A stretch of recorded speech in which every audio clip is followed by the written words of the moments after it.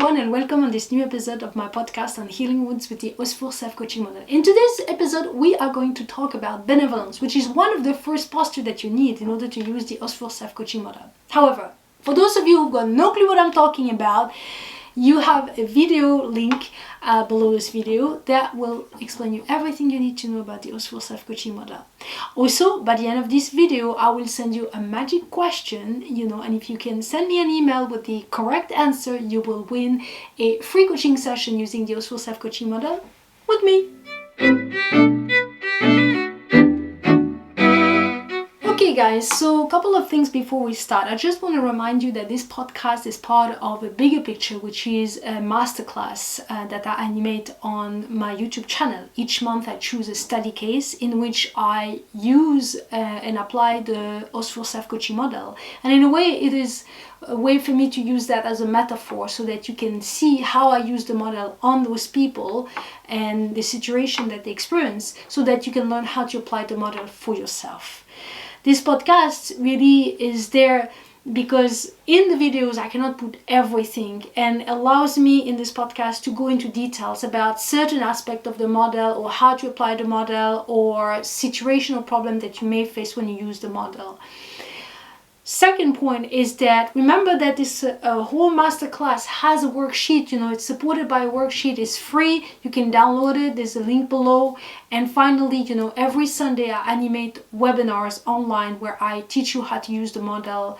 It is for me once again another way to support you and help you to use this model.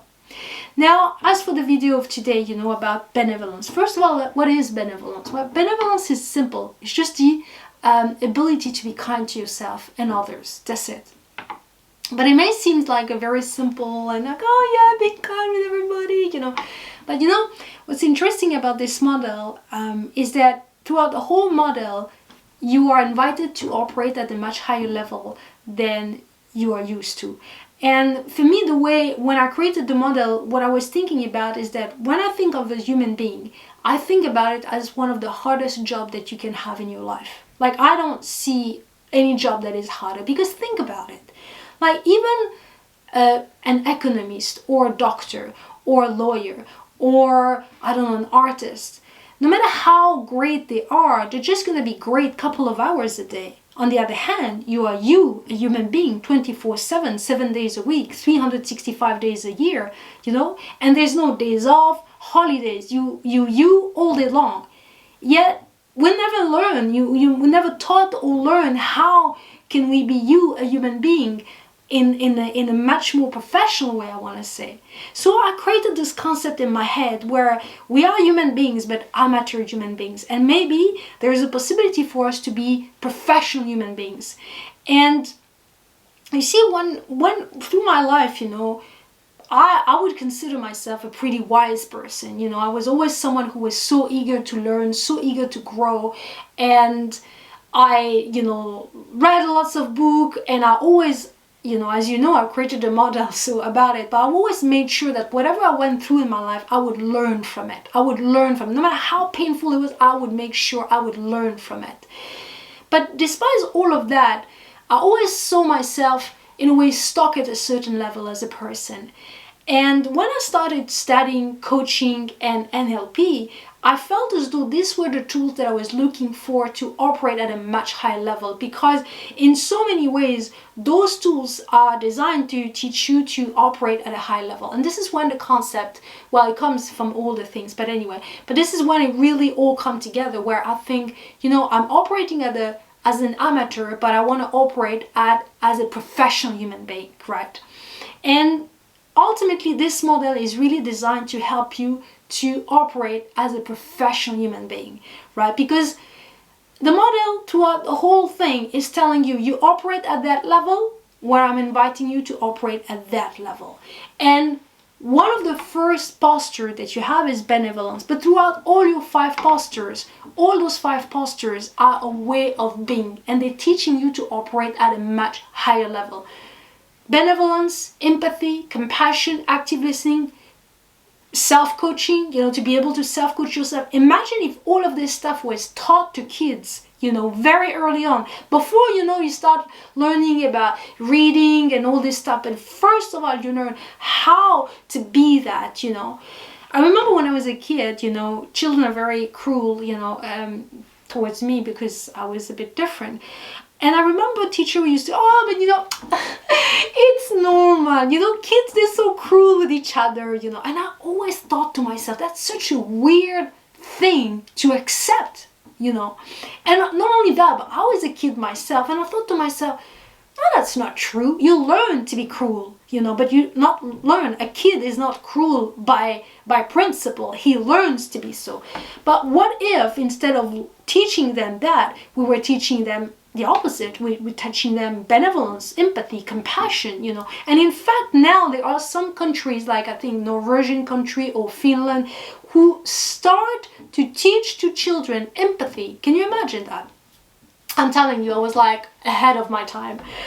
But anyway, when I created the model, I really use all of those things that I gathered as a person, but also what NLP or coaching had, because some of this stuff was just so amazing. I thought, wow, everybody should have this. So benevolence is really the number one tool and posture that you find in this model. And benevolence it may be so simple to be kind to yourself. Oh my God, to be kind to yourself. But the fact of the matter is that it's not that simple, because 99.99% of us have internalized the way adults have behaved towards us. And often we live in a world that it's not that they mean it, but adults were not necessarily kind. It could be not only adults, but also your peers, right? So what is it that you do? 99% of us have, a behavior towards ourselves that is really tough. We're not kind to ourselves, And a very simple way to find out about that. How is it, you've been looking for your keys for the last 45 minutes, and at some point you finally find them in the place, and it was just there in front of you, and you're just so angry. Now you're late. What is it that you say to yourself? Oh my God, I'm so stupid. It always like, why you do that? And you start to speak the truth, but the truth in a way, in a manner that is just so unkind, but you just speak the way people have spoken to you. You have internalized that. And so the things with that behavior is that if I cannot be kind to myself, it's going to be very difficult for me to be kind to other people. And once again, we're not talking about kind, but we're talking about the kind of kindness. For instance, let's imagine that I'm talking to someone and I am in sort of disagreement with that person, but I can see that this person is so adamant about being right, about wanting to be right. The ego is just talking so loud here. I just want to be right. An act of kindness is to let it go, right? They want to be right, let them be right. But often I think in society, people are feeling, well, but no, they're wrong, and I want to tell them, and sometimes just to let it go, just to give them that space, just to not necessarily pinpoint the fact that they are this or this or that, this is an act of kindness. But of course, once again, you can't have that kind of kindness unless you are that with yourself. And really, throughout the whole model, what you really learn is how I behave with myself is how I'm going to automatically behave with other people. And that's very important. So to practice kindness, it could be so simple because you're thinking, well, but it's not, because once again, we're not taught that. One of the way that you practice self-kindness is really by, and this is a fine line, this is a difficult one, because there is a huge gap between being kind to yourself and indulge yourself, right? So the difference is that be kind to yourself means that you allow yourself to make your mistake, you allow yourself to get out of your comfort zone and be wrong and not being good, But when you are failing, when you are not good, when you're not what you want to be, instead of being hard on yourself and punishing yourself and beating yourself up, when you have this posture of kindness, you are being supportive to yourself. It's okay. Yeah, you're right. Today I messed up. I'm not happy about that, but tomorrow I'll do better, right? And at the same time, indulging yourself, which is, well, today I wanted to go to the gym, but I don't really want to go, so I'm not going to go because, I feel tired. Yeah. Indulging yourself. Kindness is in between those two. It's to find a path between pushing yourself forward and even sometimes forcing yourself to do things that ultimately you don't want to go to the gym, you don't want to go run. Like for me, I go run, but I don't like to run. I'll be honest with you. I never understood why people run, but I do it because, to be honest, it makes me feel good after I do it. And so the reason I do it is because it's really deep down. It's not for running. It's not to look good. It's just because it's an act of love, really. So it's an act of kindness towards myself. But of course, I got to push myself beyond, what I really, what my body is telling me, because my body is like, after 5 seconds, like, stop running. What are you doing? And that is why, benevolence is so important. Another point, and I wrote this, so I wanna read it because I found it so important, and there was so much point, one of the other thing, that is so powerful, I'm reading it, about, because there is so many points, about benevolence is the ability to welcome yourself as you are. Listen, we live in a society now, and I think I've already said that, but it's worth repeating. We live in a society where somehow, somewhere down the line, no matter what is your age, no matter who you are, no matter what you are, no matter what you do, there's always something that is wrong with you. If you're skinny, you're too skinny. If you're fat, then you're too fat. If you're tall, then it's too tall. But if you're small, then you should be tall. If you're rich, you're this. If you're not rich, then if you're not, whatever it is, there's always something that seems to be wrong with you. If you're young, well, you're too young. You don't have an experience. But when you have too much experience, then you're old. I'm telling you, there's always something. And sometimes I gotta stop with myself, and I'm thinking, is there anywhere a way to? Is there any moment in your life where you could just be happy with yourself? And I realized there's not, so I just gotta make myself happy, And benevolence is really a way of being in peace with who you are, where you are. And listen, when we're talking about those things, we're talking here, but it's one thing to talk about it, it's another thing to practice it. And remember, when you start using the model, as I said, at first, you're going to enter the model, and maybe, once you've learned the model and once you've been practicing, you enter the model, you operate at a certain level because of the rules of the model, and then you get out and you go back to what you used to, of course, because we're not taught this stuff early on in life. But I hope that in the future we will be, and we will be able to operate as long as possible, and in fact all the time, that way. And I tell you one thing, if everybody had this posture of high level operation, benevolence, sympathy, compassion, active listening, self-coaching, then we could change the world in 10 years. That's how much it will, that's how impactful it would be. Anyway, but what I want to say is that, as I said, to be able to welcome yourself as you are, we talk about it, but it's not that easy, of course, because why? One of the other things that we have learned to do is to judge ourselves. Benevolence is actually, instead of judging yourself, welcome yourself, which doesn't mean, once again, to submit. Maybe there's things about you don't like. Maybe you want to progress. Maybe you're ambitious. Maybe there's certain behaviors that you don't like about yourself and you want to grow and outgrow them. That's okay. But in the moment, the point is not beating yourself up about it. And that's not easy. That's not easy when you've got that bad habit, I have to say. But this is what the model invites you to do. So throughout the whole model, what you learn is, as I said, operate at a professional level as a human being.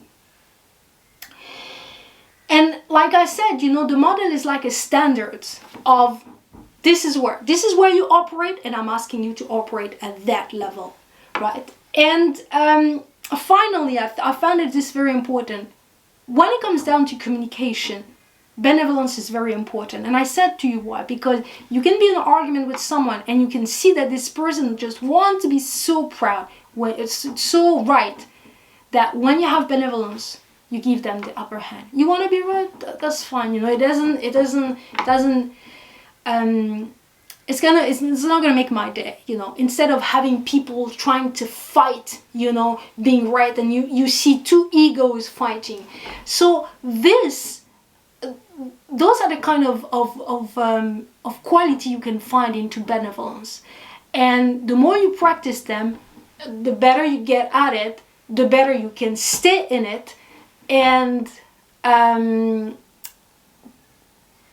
more you will see, one, your self-awareness increase, and two, you will also see your communication skills increase.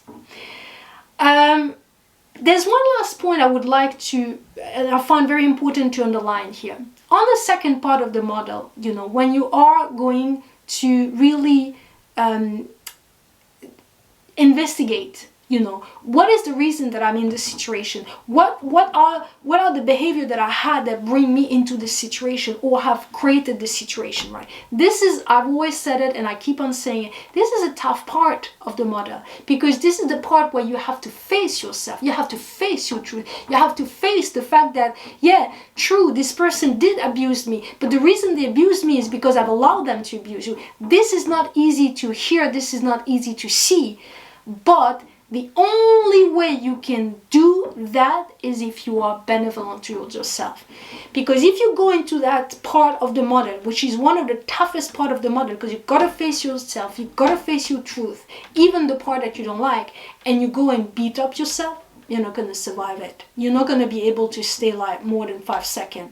You're going to get out as soon as you're in those moments. You got to be able to be as benevolent as you. Once again, being benevolent doesn't mean that I'm indulging myself. I'm telling myself the truth. And I have to say, this for me was really, I think, a part of the model that I really bring into as myself, because this was something I was used to do, for myself. And I understand that it is a skill that you need to develop if you're not used to it, because most people they would do anything but face their truth. But over the years, I've been through so much tough time, I was able to learn to face my truth. Not in a nasty way, but in a powerful way. However, I would say that now with time, I'm using more and more and more benevolence with myself. I'm more accepting and I'm more welcoming of my entire self, right? But this is very important to understand. And I want to emphasize that when you step into that part of the model, benevolence is key. Otherwise, you're not going to survive it 5 seconds. And it is very important part of the model, because this is the place where you can really gather, okay, what is it that I have done that bring? So in a way, it's control, because there's nothing worse than going through a situation that keeps on repeating it. Why am I always attracting this kind of person in my life? Got no clue. Well, it's because through my behaviors and beliefs, I'm allowing those people into my life. How do I do that? Well, I do this and this and this and this and that. Okay, I don't stand up for myself. I don't set up my boundaries. I don't clarify what I want. I don't clarify what I don't want. All of those things are maybe difficult to face, but when you face them, it gives you power, because next time, I'm going to do different. Next time, even though it's hard, I'm going to tell my boss, you know what? You may be my boss, but I don't like the way you talk to me. Listen, you may be the most handsome human being on this whole planet, but nobody treats me that way. And I'm going to have to clarify that, which means I'm probably going to have to walk away from you. it allows you to gather important information, important lesson, and therefore act for the next time. But without benevolence, you're not going to be able to cross that road where you have to face yourself, where you see things and behaviors about yourself that are not nice, you know. And I have to say, you know, I think it was 5 years ago when I think this model was starting to really structure itself in my brain, you know, and I was going through a very difficult breakup, and I at some point I was like, okay, now I spent the last 4 months crying and playing the victim. Let me sit down and let me see what is it that I've done that bring this into my life. And I have to say, you people, it was not easy. And I've been practicing this a long time, but it was not easy. But that's what also I like, because every time you challenge. But anyway, at some point I had to face some realities, and it took me, I'll be honest, it took me, I think, 6 months at least to absorb the things that I had to face. What has bring the situation? You did this, and this, and that. It took me another 6 months to forgive myself for allowing that into my life. But once I did it, I did it. That was it. That was the end of the conversation. But if I beat up myself doing that, I would have never survived that. Like, I'm telling you straight up, because it was tough. It was tough one. Like, you know, I'm thinking, until today I'm thinking, how could you allow that to happen? Oh my God. But you know, you do your best in life with what you have.